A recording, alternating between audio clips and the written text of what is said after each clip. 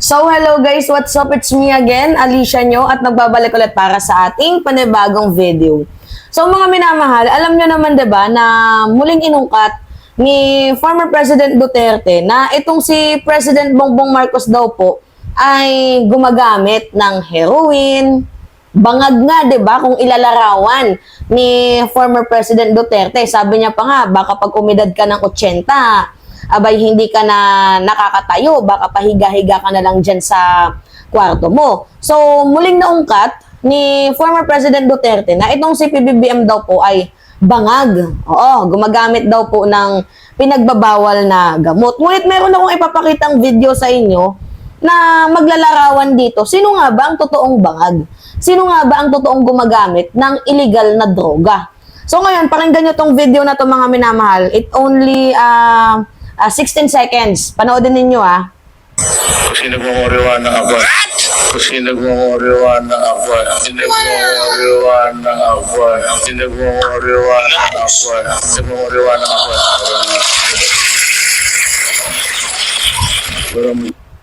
Diba?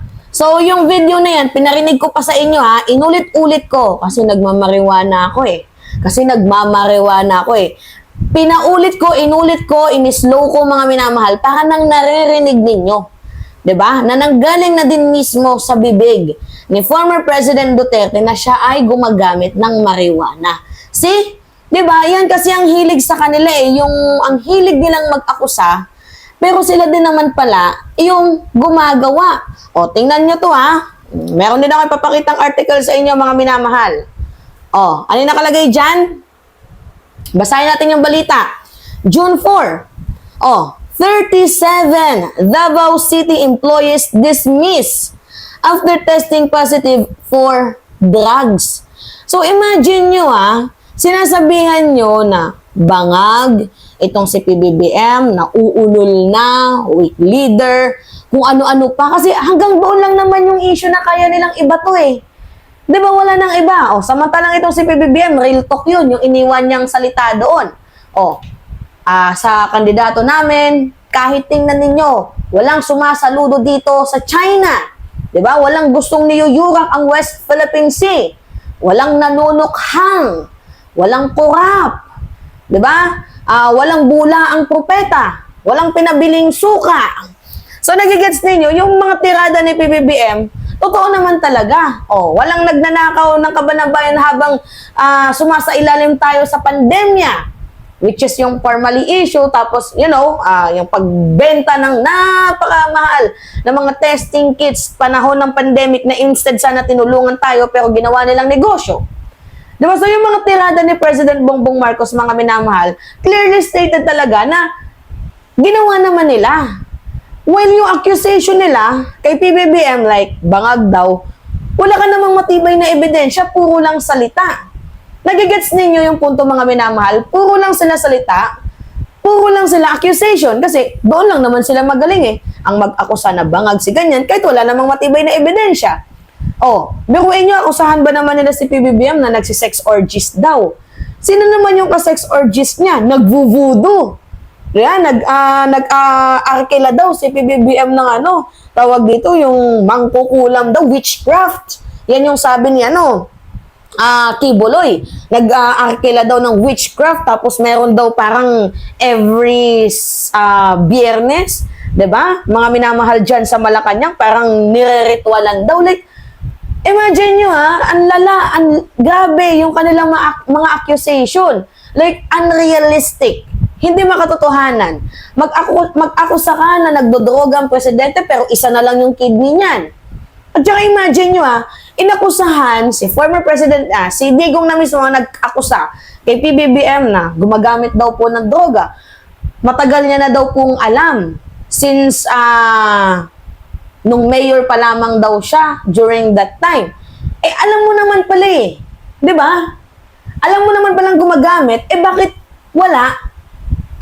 Bakit hindi mo sinabi sa anak mo or bakit mo pinatandem sa anak mo?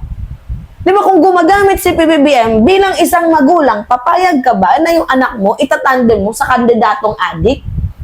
Pangalawa, kung adik si PBBM, dapat nasa watch list siya. Di ba kaso wala naman tayong makikita? Wala naman. Oh, kahit saan na lupa-lupa man ng ng record sa Pilipinas, PDEA, Bureau of Customs, lahat. Wala naman doon yung pangalan ng presidente, nasa watchlist, wala. Wala tayong nakikita na, si PBBM under surveillance. Wala. This is a malicious issue na fabricated, kagaya ng ginawa ninyo kay former Senator and Attorney Leila de Lima. Diba? Kaya nga si de Lima, galit na galit eh. Dapat mapakulong daw. Itong mga Duterte na to, dahil talagang mga salot sa lipunan, dapat mapanagot. Imagine yun kung kay de Lima nga nagawa ninyo, sa presidente pa kaya ito nga yung pinagtataka ko, mga minamahal. Bakit halos lahat ng mga nakakalaban or nakakaaway ni former President Duterte, lagi niyang panlaban, nagdodroga yan. The addict yan. O, tingnan ninyo for example, itong si former Senator and Attorney Leila de Lima. Diba? Tagilid kay Digong yung prinsipyo. Hindi gusto ni de Lima. Dati, nung Department of Justice Secretary pa lamang, itong si de Lima, balak niyang pa imbestigahan yung Davao Death Squad or yung DDS ni former President Duterte. Now, si Digong mukhang napikon. Tinanggal si de Lima bilang DOJ. Tapos doon na nagsimula yung kwento, mga minamahal, ibinaliktad nila yung kwento na si de Lima daw po ang gumagamit ng droga. In-involve pa nila yung mga nasa bilibid para mag-testify, di ba? Dito kay de Lima na talagang gumagamit. Imagine yun Tapos after many years, malalaman natin natakot lang sila kaya sila nagsalita. See? Di ba? Kaya nga ito nga yung pinagtataka ko. Bakit halos lahat ng nakakalaban ni former President Duterte, lagi niyang ini-involve sa droga? Nakukuha niya yung pattern. Di ba? Pag may kaaway si Digong, lagi niyang ini-involve sa droga. Like, wala na bang ibang issue? Kundi droga na lang? Di ba? Nagigets ninyo, mga minamahal. Kaya, ang lakas ng loob ni former President Duterte na makapagsabi na, nagdodroga naman yan si Marcos. Maulol yan, bangag yan. Pero tingnan nyo naman, yung Davao mismo. Di ba? Nagiging pugad ng mga mandurugista. Recently nga, may nag-viral, mga minamahal, sumisikot, taga Davao pala. Di ba? So, nakukuha nyo yung punto. Kaya nga, nagtataka ako bakit lagi nyo sinisigaw na ayaw nyo sa droga, pero wala namang nahuhuling mga malalaking tao. Sige nga, Aber, magbigay kayo ng napakalaking tao na nahuli patungkol dito sa issue ng droga. Halos lahat ng mga nahuhuli, mga minamahal, na mga suspected nila, na mga pangalan dito sa illegal na droga, halos lahat yun mga nakachinelas, mga blue collar. Di ba? Yung mga trabaho. Construction worker, driver, di ba? Pintor, nanlalaba. Nagigets ninyo? Halos lahat yun lang doon lang umiikot. Wala man lang itong napakalaking taong to na wala. Only de Lima pero fabricated pa. Diba? Nagigets ninyo? O ngayon, sino yung totoong bangag? Kung nanggaling na mismo sa bibig ni Digong, diba? Nagmamariwana ako. Nanggaling na mismo sa bibig ni former President Duterte na nagmamariwana siya.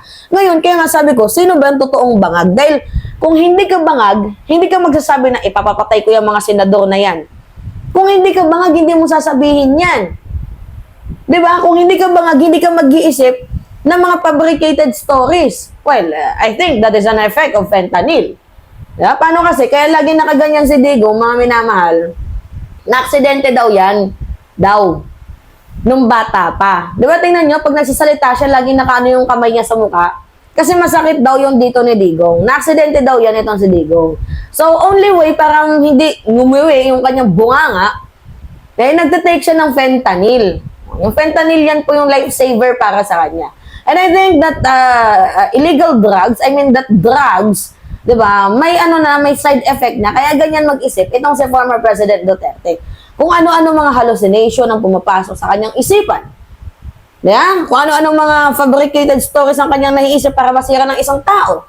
Effect na yan, I think, mga minamahal, ng fentanyl. Diba? Okay, sige. Kayo, anong masasabi ninyo, mga minamahal, sa revelation na to? Nakakaloka. Siya pala yung gumagamit ng droga tapos ibibintang niya sa ating presidente. Kupal, no?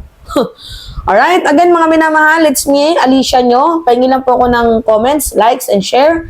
Pakihit na din yung subscribe, diba mga minamahal, para nang dumadami tayo sa ating channel.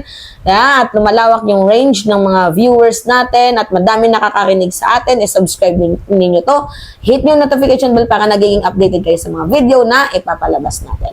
It's me again, Alicia nyo. Ingat mga kababayan.